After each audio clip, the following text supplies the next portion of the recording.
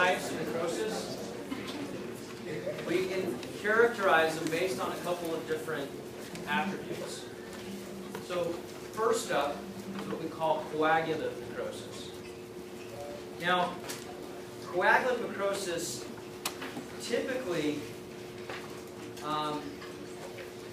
is involved with a vascular loss of blood supply.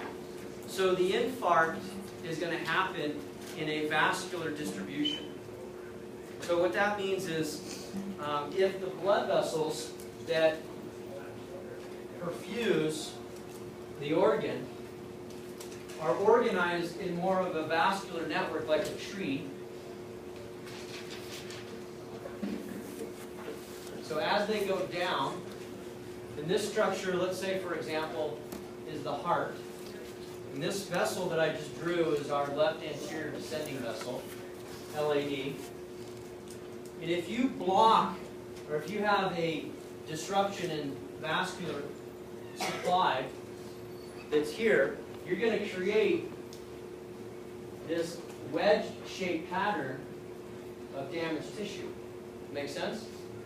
So it follows this vascular architecture, which in a lot of these kinds of organs like the heart, the kidney, the adrenal glands, the spleen, these are all organized under this vascular network. You're going to see a coagulative type of necrosis. And that's exactly what this image, this gross image is showing, is here is a much older infarct, and here is a younger infarct. You can see this one is actually more developed as far as a fibrotic response, but they're in this wedge type of shape. Are they perfect triangles? No. But you can kind of appreciate they're narrower at one end and they're larger at the other end because that's the way the vascular network branches. You get protein denaturation because you're not supplying it with oxygen because the blood is not flowing to the tissue. And we say that it's secondary to acute ischemia. Well, what does that mean? Acute ischemia, secondary, that means this is caused typically by acute ischemia. Acute ischemia comes first, this comes second. That's why it's secondary to acute ischemia. That's a very clinical way of explaining what's happening. Secondary to acute ischemia means first you get acute ischemia, then you get this necrosis. Okay? So the term hypoxia is low oxygen levels in the tissues. The term ischemia is actually low blood flow to the tissue. So a lot of times we use them interchangeably, but one, ischemia, is talking about blood flow. Hypoxia is talking about oxygen levels. They do go hand in hand, but they are different things. And of course, the fibrosis is the body's way of saying, okay, I got to replace that tissue with something, so I form a fibrotic scar. So if any of you roll up a sleeve or a pant leg, and there's like an old bike wreck or skateboarding accident, you have this nice scar, that's a fibrotic scar. That's not very different at all to what we see here.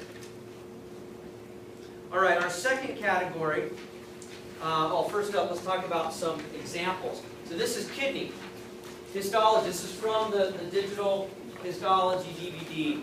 Some of you may have it. This is an example. This is hematoxylin eosin.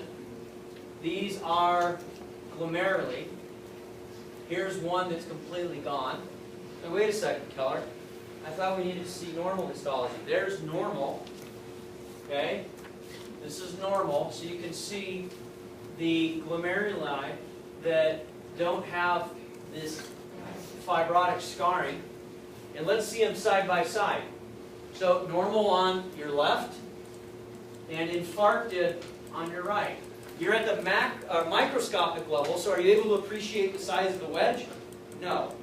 If you zoomed out, you would see that this tissue that's infarcted is the tissue in this wedge or this wedge, and the tissue over here that's quote-unquote normal looks like the image on the left side of your screen. Yes, sir?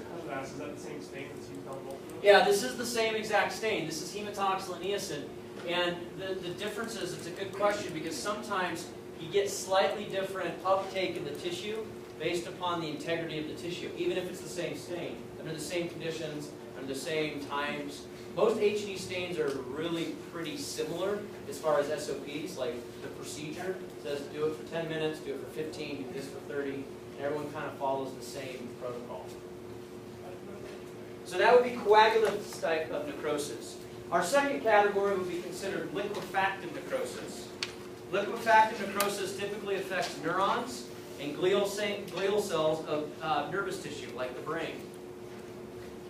We get the brain cells, because they're really high in hydrolytic enzymes and lipids, that when they become damaged, they release a lot of these hydrolytic enzymes, and it actually causes a lot of digestion of the surrounding soft tissue.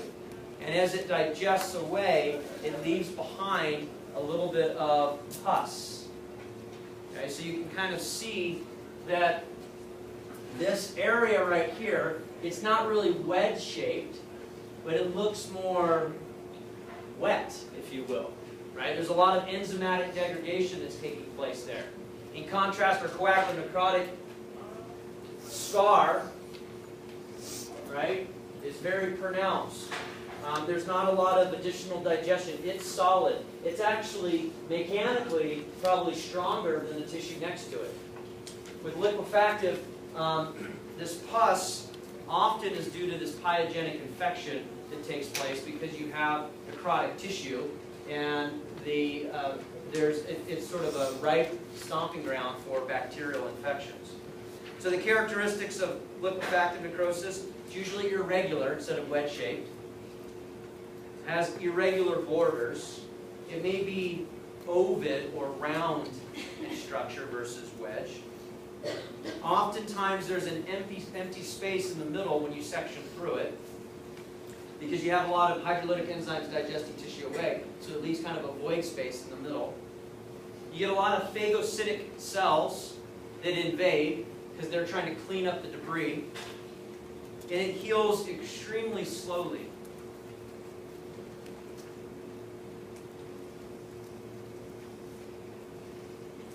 If we look at our third type, caseous necrosis. So the coagulative necrosis is caused by ischemia. What is liquefactive necrosis caused by? Well, liquefactive necrosis can be caused by traumatic brain injury. It could be caused by a stroke. You know, you have blood vessels that perfuse the brain, and if they've clawed off, but the brain isn't a branch-like network. Like, remember the circle of Willis? You have a lot of redundancy in the brain perfusion, and so it's not a wedge-shaped damage that shows up there. And because the brain tissue is a different type of tissue than heart, you get more of this liquefactive necrosis, even if you have ischemia in brain tissue. Okay? So regardless of what causes the injury, the type of injury is kind of characterized based upon the type of tissue that you're in. Caseous necrosis. This one's kind of gross. It looks a little bit like cheese. It's very cheesy upon dissection. Okay? It's very common in lung infections, like tuberculosis infections. So you can see two different images of a lung here and a lung here. You can see this little nodule. Here's a patient. These black arrows are highlighting this little nodule to be a similar light nodule to this one that's shown over here. I don't know if you have this picture on your slide, but I can upload this image if I forgot to. Do you guys have that one? Okay, that one's a new one. So I'll repost that one. But that's probably the only thing that's different about this. So tuberculosis tends to be the primary cause. It targets lung tissue preferentially. Tuberculosis is it's been a widespread disease used in much of the world, caused by a mycobacterium. The popularized individual was Doc Holliday. I don't know if you know. Doc Holliday suffered and died from tuberculosis. He was the dentist that hung out with Wyatt Earp in the famous OK Corral shootout. But this is sort of a combination between two. This is a combination between coagulative and liquefactive. So like coagulative, you have sort of this branching-like architecture. So you get a lot of fibrotic scarring. But like liquefactive, you actually get a lot of hydrolytic enzymes that take place because the lung tissue is rich in those hydrolytic enzymes. What's that? You will see it in bones from time to time. Caseous necrosis. The next one up is fat necrosis. In fat tissue or tissues that are high in fat, like the breast or the pancreas or many of the abdominal organs. When we have infarctions that cut off blood supply to the gut, we see a lot of fat necrosis taking place. So we get a lot of lipases that are released that digest away the tissue, the surrounding tissue. A lot of these lipases will digest the triglycerides in the surrounding tissue. Those triglycerides give rise to free fatty acids. And free fatty acids can bind to readily available calcium. And free fatty acids binding to calcium in the presence of magnesium and salt form soap in a process known as saponification. So ivory soap, your classic ivory soap, bar soap, what's the consistency of it? Right out of the package. Hard, chalky, okay? Could feel like a little stone. So fat necrosis in these tissues are hard and chalky. They're opaque under radiographic imaging. So if this is in mammary tissue, under physical exam, they're many oftentimes misdiagnosed as being a lump. And then even under mammography, they may actually be lighting up as a lesion in breast tissue. And it isn't until the patient has a biopsy they can confirm that this is just a fat necrotic process that's taken place. It's not cancer. Okay? But that doesn't happen just in mammary tissue. It can happen in any other tissues in the body, primarily in abdominal organs because of their high fat content. And you're seeing these little white, chalky looking substances in a piece of abdominal fat. Okay? And that's saponified fat. Or soap, actually. The next one is a very clinically related term. Yes, sir? What causes, what triggers the fat necrosis? It's like any other... Like, what would trigger any of these? So, like, you have, your intestines are perfused, like every tissue in the body. So if you have a bowel obstruction, or if you have vasculature that's compromised in the gut, and you have a region of the gut that's becoming necrotic, the surrounding tissue that's high in fat could go through a necrotic process. Now, in mammary tissue, as women age, the aging process happens both men and women. But in aging women, obviously with mammary tissue, that's a fairly normal process. But now we're so hypersensitive to self-exams and finding lumps and then getting an image, and then it comes out as a lesion. And it isn't until we do a biopsy that we can confirm that it's just a fat necrotic response due to an aging process of that individual. It's not necessarily breast cancer. But in the gut, anything could cause it. It could be trauma. Patient gets into a car accident. Okay, there's abdominal injury. That cuts off a blood supply, or that causes impact to tissue within the gut. And that area becomes necrotic, goes to this fat necrotic type of response. Okay? Well, it gets a little bit more messy with gangrenous necrosis because it's more of a clinical term. So a lot of times we say coagulative, liquefactive, caseous, and fat necrosis are very textbook, academic, scientific ways to describe it. You have a patient that comes in and presents with trauma, and now you're trying to recover them, and they have necrosis, gangrenous necrosis, the clinician says, of the gut. What does that mean?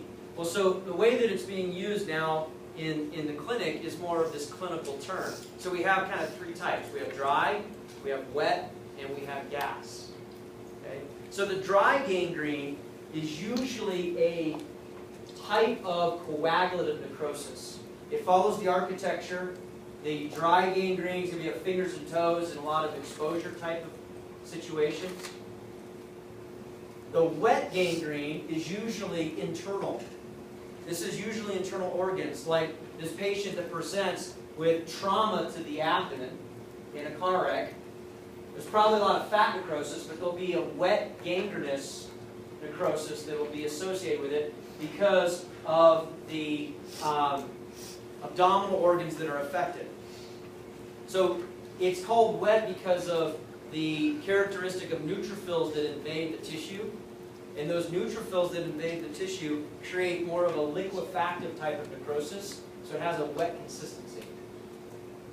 And then the last one that's clinical, dry, wet, and then gas gangrene. This is usually due to anaerobic bacteria that have infected that tissue. So commonly it's Clostridium infection, and the bacteria release a lot of toxins and hydrolytic enzymes, and they actually form gas bubbles as a result of it. So the gas gangrene is usually associated with a Clostridium type of bacterial infection in that necrotic tissue. What's that? Gas gangrene, a lot of times endothelium is primarily affected with gangrenous necrosis. Gas gangrenous necrosis. So if we look at an example, lights are dim, of the skin gangrenous necrosis, a gas-like, if it has, it could be dry, right? Dry gangrene if it's not an active bacterial infection. It's just dead tissue. But if it's exposure, frostbite, it's dry gangrene, coagulative-like, then it could develop into a gas gangrenous necrosis if there's an active Clostridium infection because, you know, they walk barefoot through the woods with their necrotic toes, okay? And they're shredded, and they've got all sorts of bacteria in there. That's a rough experience, okay? I would imagine, okay? So here's normal skin on the left. The box that's being drawn out, again, this is off of the Histology Ph.D, is blowing up this diagram. And can you appreciate the relative amount of nucleated cells that have infiltrated into this area that would be more pink in color? Well, all of those invading cells are primarily neutrophils at this stage because those are the early responders to an inflammatory event. And they're invading because they're trying to destroy the bacterial infection that's present. So in the next couple of weeks, we're going to talk more about inflammation. This will be a little bit more clear. But for now, note that this is supposed to be more pink like this. And instead, it's more purple because of all the different nuclei that are invading neutrophils that your body's attempt to try to get rid of that infection.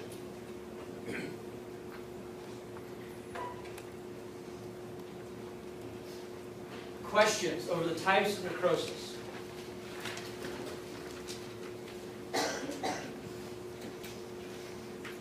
So, academically, scientifically, there's really four main ones: coagulative, liquefactive, caseous, and fat.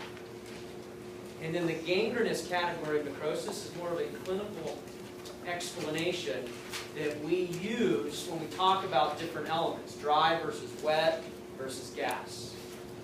You kind of have 7 different categories to remember. So we've talked about cell injury. We've talked about what causes it. We'll see a lot more of these elements as we move on in the semester. And we'll see things like allergens. We'll see things like trauma or injury. We'll see things like reduction of blood flow. We'll see things like pollutants, like ozone, UV radiation. All of these can cause this injury. Age. I'm going to show you one. We're going to end on one that's just like, bummer. It's age. What happened to that valve? Just old. You're just old, man. Sorry. Okay? But you can't say that when you're a doctor. You have to have better bedside manner. But I get to say whatever I want. Okay? Because we just pretend. I just get to pretend about patients. But you guys actually have to treat me when I'm old. Okay? And you have to be nice about it. Otherwise, you have bad bedside manner and nobody will come see you. Okay? So the aging process that normally happens in all of us, hard to think about it now because everyone's so young in this room, right? We're all so young. Notice how I just kind of put myself. But eventually it catches up and things start wearing out. We're going to see valvular disease at the end of the heart. That's going to be an example of that. But before we get there, let's talk about some of the mechanisms. Some of these slides look really scary, but they're actually rather straightforward. But we're going to walk through them fairly intentionally. So if you have an injurious stimulus, you've got four main things that happen, no matter what it is. Number one, the membrane gets damaged. Trauma, reduction in blood flow, chemical, okay, harmful radiation. Fill in the blank. Doesn't matter what it is that causes the injury. You compromise the membrane, well, it causes a lot of problems. Like you can lose the mitochondria. You lose some of your cellular components. You enzymatically start digesting some of your subcellular structures. Well, if you lose the membrane, well, you lose the mitochondria, then you lose ATP. Now it's really in trouble.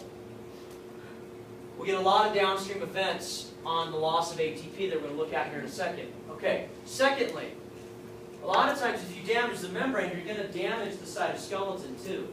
And that's going to even cause further issues with the membrane because the cytoskeleton is connected to the membrane. It helps to architecturally hold it in place. Well, if you damage the membrane and you damage the cytoskeleton, you probably also are going to cause DNA damage. Because the DNA that's protected on the inside of the cell, it's being protected by all these things around it. If the membrane is compromised, eventually the nucleus is reached as well. If you compromise the nucleus and you damage the DNA, you do not make replacement proteins correctly. So you get misfolding of proteins. You can't repair the cytoskeleton, which are proteins. Okay? So these four main events are really what lead to necrosis, or in some cases, apoptosis. If the DNA gets damaged and is detected early enough, it can trigger its own signal of apoptosis without going through the necrotic pathway. That's why these kind of bifurcate on either end of the slide. So if we look at the cellular responses that take place inside the cell, we have two types. We've got autophagy. Autophagy are things that are the cell themselves. So it's a catabolic process where the cell itself can degrade some of its own components through the lysosomal machinery. So you see this on the left side of the cell, where the primary lysosome takes up a damaged organelle, in this case it looks like a mitochondria, and that autophagic vacuole is now digesting and exocytosing those particles to be used up. Or in heterophagy, it's an adjacent cell that does this. So here, it ingests this particle from a nearby cell, fuses it with the vacuole, creates a secondary lysosome, and this digests it and exocytoses it out. So this can depend on the type of injury, the duration, the severity. When the cell is responding to injury, we see that not only is it the membrane, like we saw on the previous slide, we also get changes at the cytoskeleton level. So the hypoxia as an injury, for example, let's take a look here. Here's a stimulus known as hypoxia. Here's our renal tubules again. We're going to go from normal to this necrosis process. Do you believe me now that this is normal and this is necrosis? And how would you tell if I gave you those slides on an exam? What are some clues that you would use to determine which one of the two histology images is a necrotic response and why? You can't see the cuboidal epithelium, the squares. Agreed. It's paler or it's pale in color because there's more what inside? Water. So would it be a higher weight per unit volume, the tissue? Absolutely. Very good. So over time, the primary cause here of kidney necrosis or tubule necrosis is going to be this hypoxia, this low oxygen level in the tissues, usually caused by ischemia, where you decrease blood supply and then oxygen levels drop. And that could be either due to trauma or that could be due to a blockage of the vessel that goes and perfuses the artery. If we look at hypoxia, or ischemia in this case, low blood supply, that leads to decreases in oxygenation. This is why it's so problematic, mechanistically.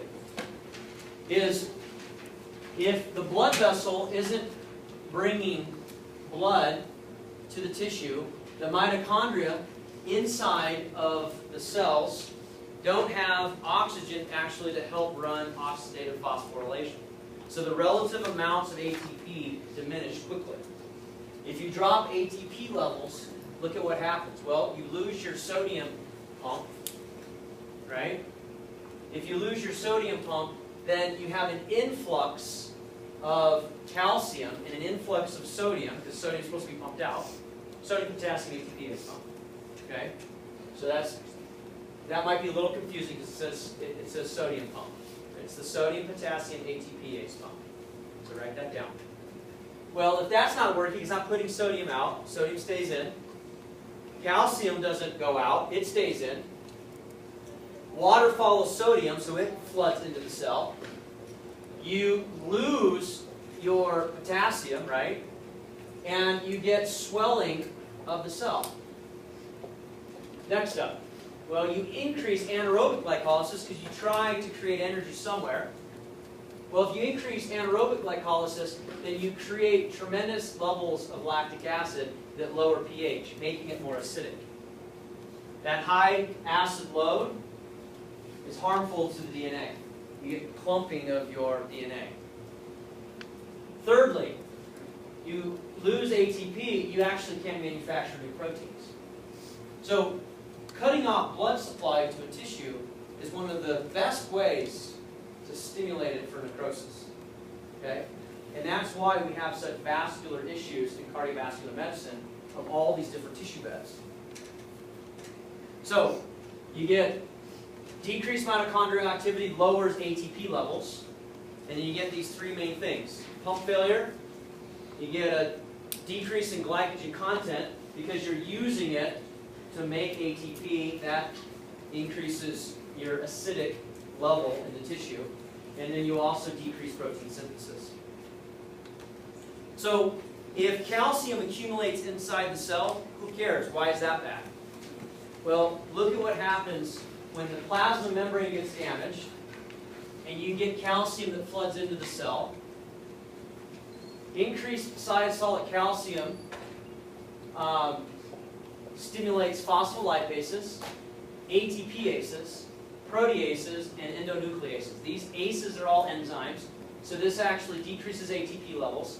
This actually breaks down the membrane itself.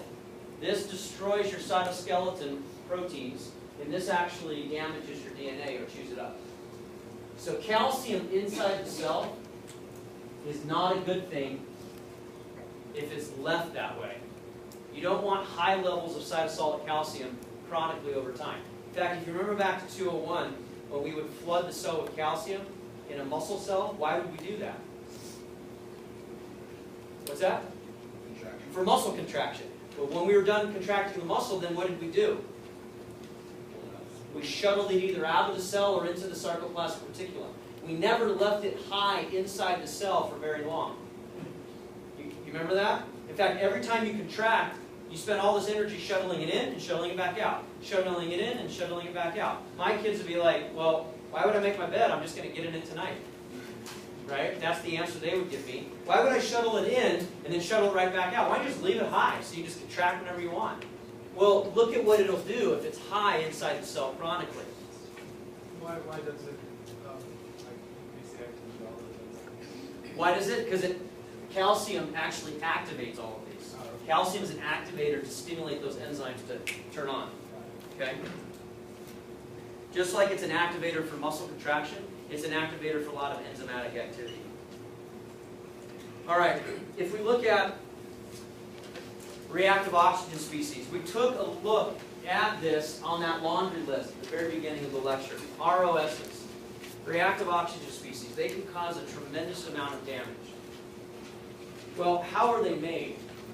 Well, if you look here, these ROSs, or reactive oxygen species, they're actually made from these types of injuries: inflammation, radiation, chemicals, or even what we call reperfusion injury. Reperfusion injury is kind of a special case when you're doing bypass surgery. You put the patient on a heart-lung machine, and you take the blood away from the heart, so it's starved of oxygen, and then you flood it with more oxygen after you're done with the surgery. And there's a lot of damage that takes place. It's a really difficult scenario because you're trying to repair a damaged heart to begin with. Okay? But with the top three, which are a little bit easier to understand, inflammation, radiation, or chemicals, you actually see this superoxide that forms, and then this intermediate known as hydrogen peroxide shows up almost instantaneously. Hydrogen peroxide doesn't stick around long. It goes through what we call this Fenton reaction from the right side to the left side, and it creates this hydroxyl free radical. And that is a reactive oxygen species. That's a free radical. Well, this happens all throughout the day. You eat certain things, right? You're exposed to certain chemicals. You go outside, you get radiation. It feels good. You get tan. And you develop tissue free radicals. The good news is the body has like three main ways that are listed on here to deal with these free radicals. And they're called free radical scavengers, right? And they remove them. They're antioxidants. These antioxidants, SOD, that's superoxide dismutase, glutathione peroxidase, and catalase. All of these basically inactivate these free radicals and put them back into something that is essentially harmless, or they can be handled well by the tissue of the cell. So this happens normally. I would circle this and say these are normal, free antioxidant mechanisms that operate all day long.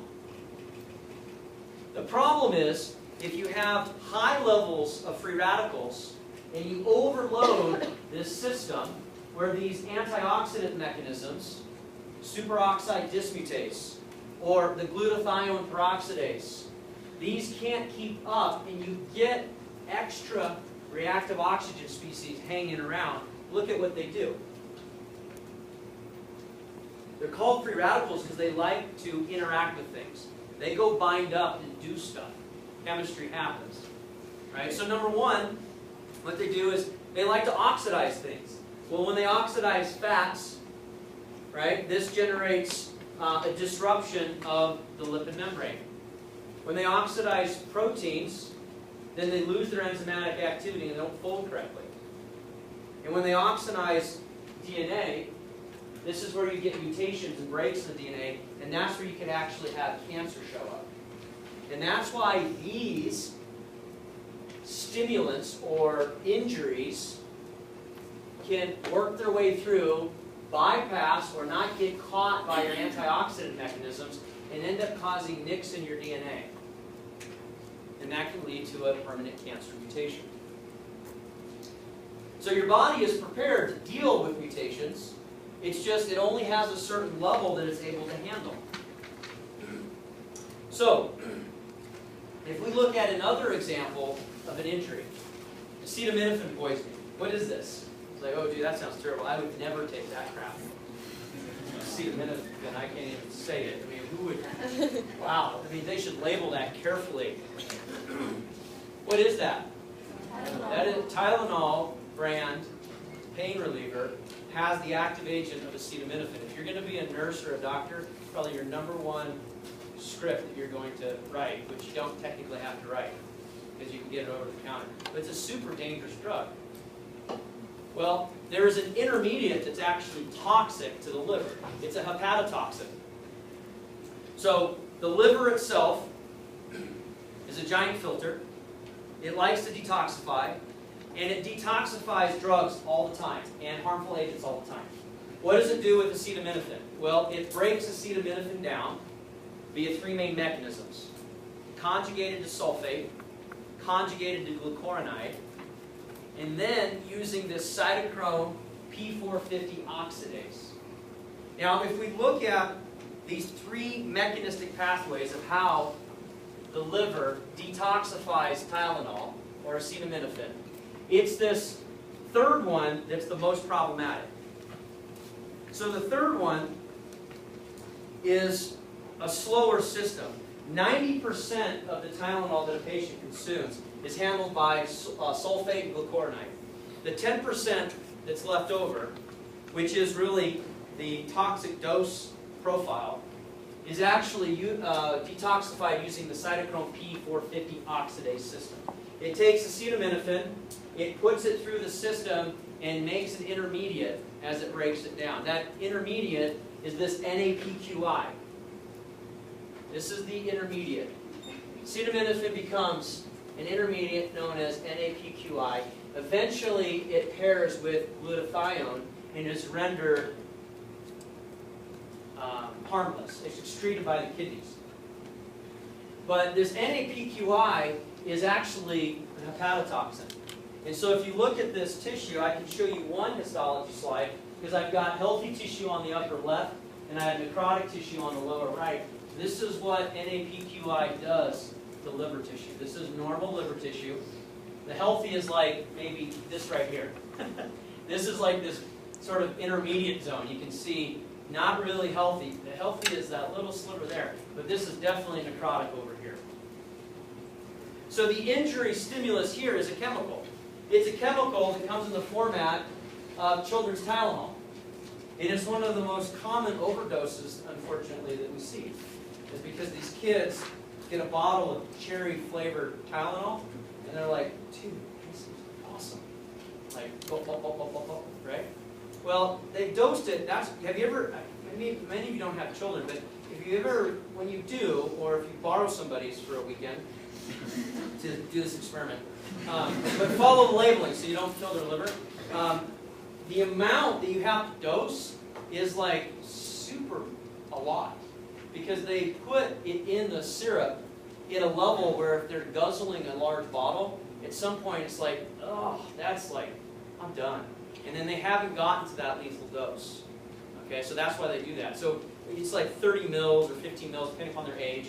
And my kids are like, oh my gosh. So then they get to an age where then they can take the little chewables, and then eventually get to the swallowing dose, which is where it can be very dangerous. Most of the overdoses happen on accident. Like a kid has a fever, and so they give them some, they don't feel good, they give them a little Tylenol. And then they got a cough, so they give them some cold medicine that's a multi-symptom cold med that has Tylenol, or has acetaminophen in it. And they give it to that like in 2 hours. And then they're not feeling good, so they give them another dose of Tylenol, and they think, oh, I only gave Tylenol like at breakfast time, I should be fine. Yeah, but you gave the cold medicine like at 11, and now you're over the threshold. So that the overdose is usually accidental, and that's why we have to read these labels. Okay? So here's an example of injury, a stimulus that isn't cutting off blood supply. It's not trauma. It's a commonly used drug that has all sorts of great benefits, but it can be very problematic if it's not used correctly. All right, lastly, what we're going to cover are some of the manifestations we see in the tissue after injury. And these manifestations that you see, we've talked about quite a few. We've talked about water, we've talked about lipids, we've talked about glycogen, and we've talked about proteins. But now what we need to talk about as we wrap it up today are some of the pigment changes. I'm going to put calcium in the pigment change as well, just because it doesn't have a better category. So if we look at pigment changes, so we can see that if we have damage to the tissue, we can lose the membrane, water floods in. Sodium gets high and then water floods in. It gets heavier, it gets more paler in color. You compromise the membrane, you lose ATP, right? You deplete glycogen, you lose your protein architecture, you lose your nucleic acids. That's one that's not on the list, right, is DNA. You also can have changes in pigment. So these changes in pigment are shown here. Now your slides aren't going to have these fancy cool slided arrows, but the first one up, you can draw them in. That's why you come to lecture, to draw in the arrows. Hemosiderin. Hemosiderin is the uptake of iron. These are two different stains, the upper right and the lower left, both of liver. In the lower left, the iron is staining with this blue dotted stain, dark blue. In the upper right, it's staining with this brown. But can you kind of appreciate that the brown spheres kind of match the shape and architecture of the blue spheres? See that? So two different types of stains for hemosiderin. Well, what is hemosiderin? Well, this is when tissue uptakes iron. The liver does this routinely as we get older. Is the liver itself kind of processes the iron as it recycles it. And so older liver at explant on autopsy will have higher amounts of hemosiderin, just as part of the aging process. These are not necessarily pathologic livers. These are just older livers, okay, that have been doing it for 60, 70, 80 years. Okay? Not like they've been drinking excessively, just detoxifying Tylenol and, ibuprofen every now and then, and, maybe some of the harmful stuff in the foods that we eat, like potato chips, right? So that's just normal liver. Down here, in this lower right, is lipofusion. Well, so the other thing that we see in hemosiderin is a lot of the bruising that you get in a traumatic wound, that surrounding tissue, that bluish color, it's a lot of the hemosiderin of the iron that's found in red blood, in the red blood cell, actually. And that's why the bruising has that hue to it. And as it gets digested away by the local tissues, as the bruise fades, that hemosiderin changes color. So it goes from like a blue bruise to like a green to like a yellow, right? It looks super nice at that stage, right? And then it just completely goes away. So down here is lipofusion. Lipofusion, this is cardiac muscle, heart tissue on the lower right. So red dotted line for heart, okay? And these arrowheads are pointing to the uptake of aged cardiac muscle, just older patients. Didn't have heart disease. It just, if we took a biopsy from anybody in here of your heart, it would kill you and it'd be a terrible experiment. But it would show a point. You wouldn't see a lot of this lipofusion because that's the uptake of broken down organelles. This is a wear and tear due to the aging process. So hemosiderin, as well as lipofusion, in these three examples, or three histology pictures, are showing just aging. What happens as cells get injured over time and worn out, wear and tear, over normal aging. The bruising was trauma. That's a different example. But normal hemosiderin uptake, upper right, lower left of the liver, two different ways to see it on two different stains. And then the lower right, lipofusion. This is the uptake of broken down organelles, lipids from the organelles as they are uptaken by the surrounding tissue.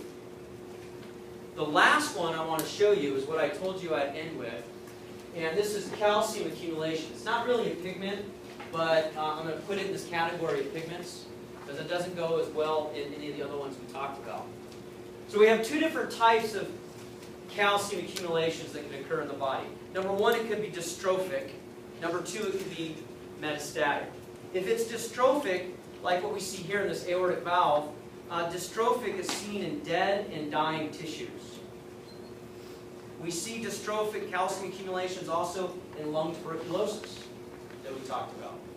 We see it in atherosclerosis. We see it in valvular disease like aortic valve or mitral valve. What we're looking at is the aortic valve. This is the lumen of where it would open, and all of these little growths are calcium accumulations due to this dystrophic abnormality. So dystrophic calcification occurs of the calcification of heart valves. Now the last one, the metastatic, this one is usually due to deposits of calcium in undamaged tissue because of hypercalcemia. So physiologically abnormal levels of calcium in the blood. We see this oftentimes in patients who suffer from Addison's disease. We see it oftentimes in hyperthyroidism, and we'll get to some of those later in the semester in endocrinology section. Okay. The last thing I want to leave you with is this review question. You see this on the exam, the gross appearance of the mitochondria. So I told you, myocardium. I told you what tissue is it there? Heart tissue. From a 58-year-old man who was admitted with chest pain is most consistent with which of the following microscopic changes? You have the option of liquefactive, caseous, fat, coagulative, or necrosis, or was it apoptosis? How many of you say A? Liquefactive, necrosis. How many of you say B? Caseous. How many of you say C? Fat. How many of you say coagulative? How many of you say apoptosis? So the answer is D, coagulative. Why? How would you know just from that question? It's heart tissue. Heart's on the list of being an example of a coagulative type of necrosis that we covered.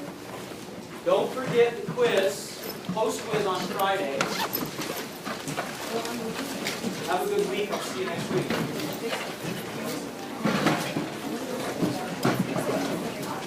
Yeah.